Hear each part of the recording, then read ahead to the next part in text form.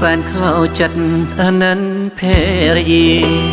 ហមប្រឹងស៊ូកាងារព្រោះអូនជាមេគ្រូសា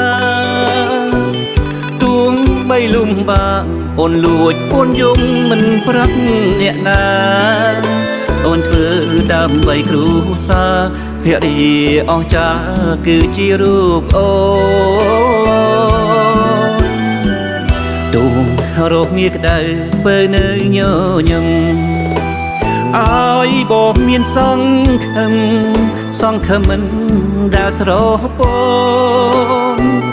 អូគុណវាសនាដែលចាឲ្យបងបានជួបនឹងអូនរួមសាងជីវិតលើក្បូនព្រោះបងមានអូនជាកម្លាំងចិត្ត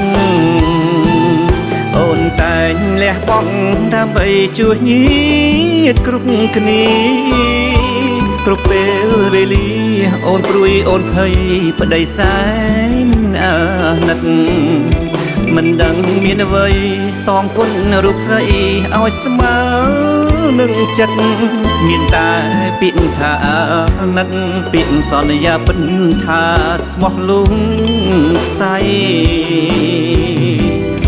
មានពេជ្រកែកងនួនល្អងគ្មានឡើយអូនលះបងអងហើយរបស់ដែលមានដំឡៃ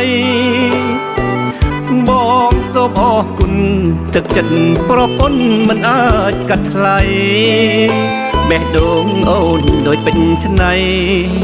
មានន័យលើវ័យក្នុងលោ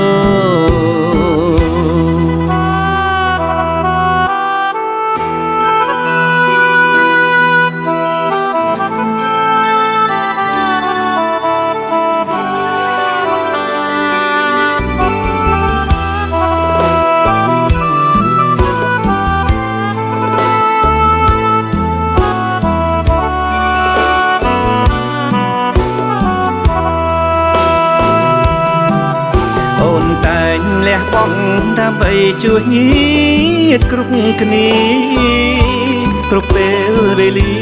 អូនព្រួយអូនភ័យប្តីសែនអាណិតមិនដឹងមានអ្វីសងគុណរូបស្រីឲ្យស្មើនឹងចិត្តមានតែពាក្យថាអាណិតពាក្យសន្យាពិតថាស្មោះលងខ្សែមានពេជ្រកែកងនួនល្អងគ្មានឡើយអូនលះបងអងហើយរបស់ដែលមានដំឡៃបងសូមអរគុណទឹកចិត្តប្រពន្ធមិនអាចកាត់ថ្លៃ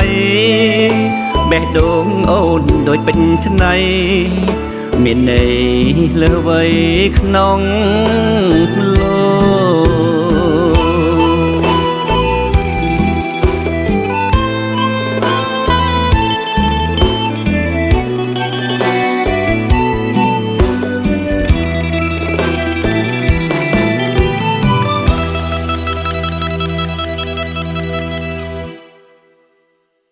នាំមកជូនដោយកោះស្លាកែត Studio